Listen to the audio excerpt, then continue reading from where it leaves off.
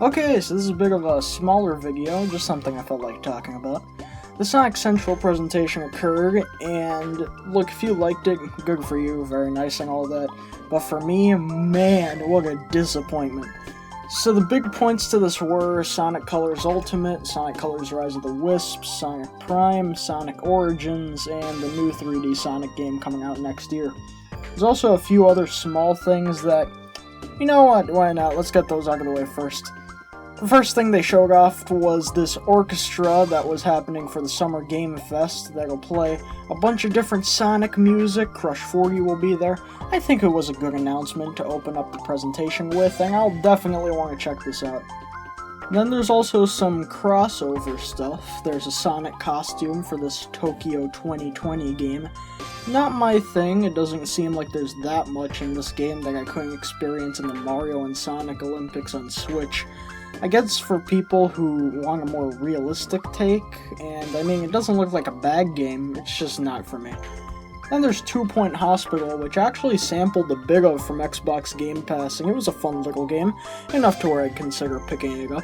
I'm a bit mixed on the Sonic content for it though. The Sonic statues, floor mats, and arcade machines look really nice, and I think they fit the aesthetic, but the character costumes, man, just look off. And I wouldn't blame you for thinking them to be a bit creepy. Then there's the crossover with the Judgment, where you get to play Sonic the Fighters in the arcade, which I was probably a lot more excited about than I should have been. I like fighters, shut up. There was some new stuff announced for the mobile game, and I mean, it's probably exciting for the people that play it. Personally, for me though, I rarely play Sonic Dash anymore. I'm not that interested in the mobile Sonic racing. And for some reason, Sonic Force's Speed Battle always gives me an infinite loading screen when I try to play it, so I'm unable to even play the game. If you do play these games, you probably were excited by this, but personally for me, I'm just happy that they didn't spend too much time on it. They also showed off some new merch. I really like that Encyclopedia, it looks super cool, and I'm really gonna have to buy it. Other than that, though, nothing else really called out to me besides maybe the collectible coin. Oh, of course, there's also the chains for people with that hip-hop culture energy, and Adam Sandler. Let's see, I don't think I'm forgetting anything else that important. So let's get to the big stuff, starting with Sonic Prime. I know a lot of people were disappointed by this part, but personally it was about what I expected. Seeing as this show is slated to start in an unspecified date next year, I didn't think they were going to show any previews or anything like that, and they didn't. It was just a short little talk from one of the showrunners about what to expect, and there wasn't a ton to get super hyped over. I am a little interested on what they meant by a journey of self-discovery, and what this Shatterverse they were talking about will be like, but other than that, I'm trying to keep my expectations low, so basically, hoping this is the Sonic Boom Shattered Crystal sequel we've all been waiting for. Next we got Sonic Origins, and this collection is looking like such a missed opportunity. So first, the games they showed off were Sonic 1, 2, 3, CD, and Sonic & Knuckles. And I'm sorry, but is it bad to say that I hope there will be a bit more? I mean, I guess this collection is good for people who are exclusively on PlayStation, because I'm pretty sure they don't got these games on PS4 and PS5, unless I'm not correct on that. But for everyone else, I mean, Switch users already got Sonic 1 and 2. As for Xbox and Steam players, they already got everything on here. I'm hoping that they at the very least put out the mobile version of 1 and 2 on consoles through this collection, but if not, for the love of God, why? Plus, Sonic 3 and Knuckles don't even look like they're upgraded to widescreen, which is a real shame. Okay, actually, so update, since I was writing this, they actually confirmed on Twitter that Sonic 3 and Knuckles will be playable on widescreen, which is neat, I guess. I still hope they do some other improvements to all the games, and my arguments after this still apply, so let's get into that. Why not have games that have been harder to get your hands on nowadays? I saw a lot of people wanting Sonic Pocket Adventure to be included, and I think that would be a great pick. Maybe alongside a couple Game Gear games, Sonic R and the GBA Sonic games. Why not go all in and make this collection have insane value and variety? We also don't know if it'll have stuff like an art gallery or other fun bonus stuff to take a look at. I had an idea similar to how Mega Collection let you look at covers of the Archie comics. Why not do the same for this collection, but look at the covers of the IDW comics instead? I'm just saying it's a real letdown that this collection is looking to have less to it so far than Sonic Mega Collection and Sonic Gems Collection, which both released over a decade ago, and Mega Collection's case nearly 2 decades. So let's just hope there's more than meets the eye with this collection.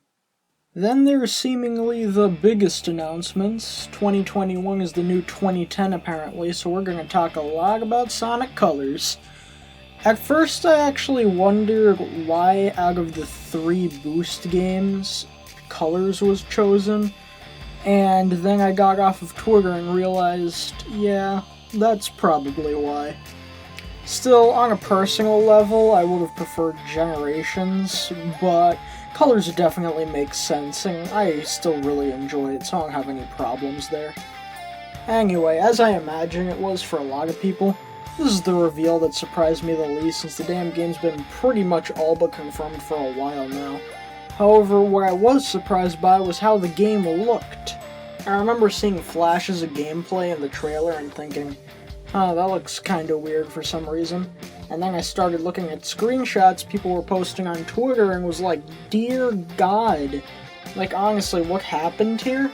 For some reason, the game looks worse than the Wii version. They decided to jack the bloom up as far as the slider would let them. Sonic's model looks worse in some ways, and you can pretty much tell what you're in for just by looking at a comparison picture of Tropical Coast. Here's the Wii original. Nice, looking good, right? Now here's Colors Ultimate. Can you tell what the problem is just by looking at it? It looks like the lights got turned off, for God's sake. What's even weirder is that it feels like the game looks different each time they show it. It looked god-awful in the original trailer, the website's pictures look a little bit better, and now some new images have surfaced that look a lot better than the original, so who knows? If I had to wager a guess, it's probably just that the initial announcement trailer used an earlier build of the game, but that's just speculation on my part. It could still use a few touch-ups if you ask me, but it's nice to see that it was improved at all. They did show off a small new feature that's being added, that being the customization. It seems like they come in 2 flavors, different boost appearances, and clothes customization. Firstly, I actually don't have any problems with the boost customization. The main one they showed off is an electric type one that they say is trying to mimic the movie, and I think it looks good and I don't mind it at all. What I do mind is the clothing customization though. We saw 4 main ones, a gold one, a silver one, a polka dot one, and a paint splatter one. And I'm sorry, but these don't look the best. Especially the gold and silver ones. The only one I'm kinda fine with is the paint splatter, but even then I'm just lukewarm on it. Maybe the reflections of the gold and silver are being messed with by the lighting and excessive bloom, making it look worse than they actually are, which is why the polka dot and paint splatter ones look better since they aren't reflective, but that's just speculation on my part. The worst part here is that they didn't even talk about the customization or mention them as a bullet point in the highlight reel, and you'll only know about them if you're paying attention to the trailer. This is another thing that baffles me. There are some more interesting points they could have talked about during the presentation about Colors Ultimate, but for some reason they just didn't mention them. Like, for example, the new mode where you race against Metal Sonic for some rewards, which presumably will be the new customization and whatnot. Again though, they didn't talk about this stuff, even though it sounds like a new mode could be a good way to sell your game to people who have played it before, and the only way to even know about the Metal Sonic mode is to look at it on the website, so I don't even know what's going on there. Also, there's 3 smaller points I wanted to mention here. Nothing that actually affects the game, just one I felt like pointing out, one major gripe and one minor gripe, so let's begin with the former. I feel like it's a little weird that they seem to be cross-contaminating the games and the movie stuff with the boost effect and the Baby Sonic keychain that comes with the physical edition, seeing as I thought Sega intended to keep the games and the movie largely separated from each other, but whatever, it doesn't really matter, I just thought it was a little weird. Next, there's my major gripe, which is, are they really not including Sonic Colors on the DS? Like, okay, I really like Sonic Colors on the Wii, but man, not including the DS version is like only giving us half of the experience, and doesn't strike me as very ultimate. It'd be like if they were making Sonic Unleashed Ultimate, but only included the HD version and omitted the SD version. Like, yeah, you're including the more widely known variant, but it only makes sense, at least to me, to include both versions, so I'm not sure what's up with that. Finally, there's my minor gripe. It seems like Colors Ultimate is gonna do that digital deluxe thing, where you get more content if you get the deluxe edition that's only available digitally. Now, I don't mind this when the extra stuff is something like get the game earlier. It's only annoying for me when they do exclusive content through the digital deluxe, which they seem to be doing. And as someone who likes physical games, it just sort of bothers me that this seems to be becoming a trend in games. Again, though, it doesn't really matter if you like digital games more, good for you. It's just a little personal thing, so let's move on. To coincide with the release of this game, we also got Sonic Colors Rise of the Wisps, which is gonna be an animated series, probably on YouTube, similar to the Sonic Mania Adventures and Team Sonic Racing Overdrive cartoons. Honestly, this is probably the thing I got most excited about, since the animation looks really nice, and it's cool to see everything voice acted, since the other animations didn't have that. It's going to follow Sonic and Tails being helped in Sweet Mountain by the Jade Wisp to continue to save more Wisps imprisoned by Eggman, and it seems really cool. The Jade Wisp is also going to be an addition to Sonic Colors Ultimate. It originated as an item in Team Sonic Racing, and it allowed you to phase through obstacles, which you could use to find shortcuts on the track and the like. And if I had to venture a guess, it will probably work similarly here. That's all I'll have to talk about with Rise of the Wisps, though. It just looks like a fun time, and I'm really excited for it. So now, finally, let's talk about the new game. This is probably the part I'm most upset about, just cause Sega does not seem like they learned at all from the previous game on how to market the next 3D Sonic game. Let's run down the list, shall we? A vague trailer that gives us minute details, a symbol that makes no sense here but probably relates to the plot of the next game. They give a release date and leave us knowing nothing about the game. Does that sound familiar to you? It should, because that's the exact same thing we were given for the trailer for Sonic Forces. And God, isn't Sonic Forces just my favorite Sonic game out of the whole lot? It's just upsetting how it feels like we're heading down the same path here, and they seem adamant to not tell us much about it. And dare I say, it feels forced. Nice.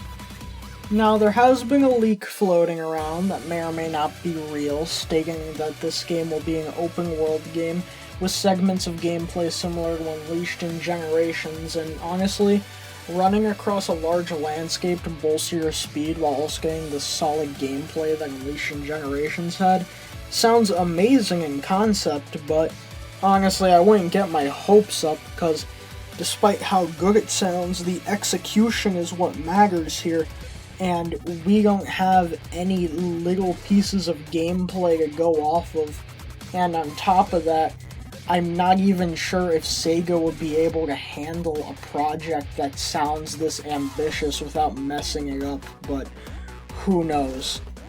Although, as the days go on, the leak just seems more and more plausible, and with just how much info seems to be consistently appearing, along with the name Sonic Rangers being thrown around a bunch, I don't know why they decided to show nothing of this game during this presentation. I mean, at the very least, if they had nothing to show, they could have at least talked a little bit about what we could expect to see from this game. Maybe they have extra stuff to show during E3, but we don't know right now, so all we can do is hope and pray. Also, I just wanted to bring this up. I know you could argue that we've had some vague trailers before this, the three that are brought up most being the Sonic Wildfire trailer, which was the first trailer for Sonic and the Secret Rings back when it was using its in-development name. We had the Sonic Unleashed trailer, and the Sonic Generations trailer, all of which gave us little to no info. I think the one that gave us most was Generations showing classic Sonic, but even then that was it. Only one problem with that though, we had a mainline game that was released around a year before each of these trailers were shown off. I'm not exactly sure when Sonic Wildfire was shown, but I would estimate that it was around the same year Sonic 06 came out, and even then we had Shadow the Hedgehog before that. Sonic Unleashed, we had Secret Rings that came out a year before, and with Generations, a year before that, we had Colors. The point is here that for each of these trailers, we had a game that released not too long before these vague teasers were put out, unlike now where the last mainline Sonic game was 4 years ago, so it's not unexpected for us to be a little more anxious about not seeing what the new Sonic game is gonna be like. This is also another smaller point I wanted to talk about, and that's Sonic fans grasping at straws so hard that it's a bit sad to watch, honestly. Stuff like Sonic shoes are slightly more pointy like they were in the adventure artwork, maybe some adventure stuff is coming back. Sonic's running through a forest like in the adventure opening, maybe we're getting remakes, because, as we all know, adventure was the only time Sonic ever ran through a forest. And I know this all sounds ridiculous, believe me I know, but at the same time, I can't blame any of them. I mean, information has been pretty sparse, and Sega hasn't given us anything for around a year after promising that they've got some stuff to talk about for a while now. Maybe I might be highballing it, but it's been at least a good few months. The worst part is that we can tell by vague stuff Sega is saying that changes are happening and stuff is coming, but they never elaborate, and if you ask me, that presentation didn't really do much to satiate that, so I can't blame Sonic fans for being a little desperate here. Now, granted, I wouldn't be so quick to defend their need for information, but in this case, Sega always feels like it's had the carrot on the string with information always seeming like it's coming for a bit now, especially last year where they said like every month they would have something new to talk about or show. And I know that COVID happened and probably messed with something there, but regardless, it probably still left a lot of people wanting, and I don't really blame them that much for that.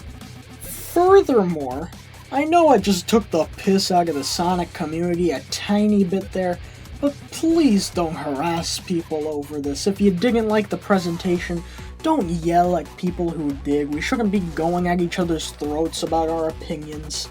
Likewise, if you did enjoy the presentation, also don't get at the people who felt disappointed and say stuff like, "Ha, we told you you'd get content," or "the wait was worth it, stop being ungrateful," because that's just as rude and annoying.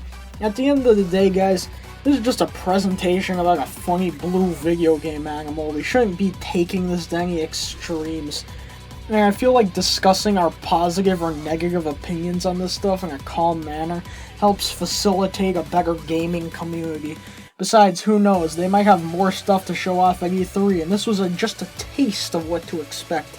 We don't know what's planned, so we just gotta wait and see. But in the meanwhile, you can spend that time waiting by being respectful of others' opinions.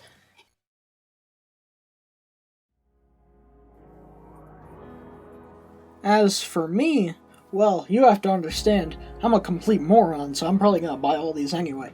But even discounting that, and despite my harsh language towards the show in here, I do have a little bit more hope, just a tiny bit.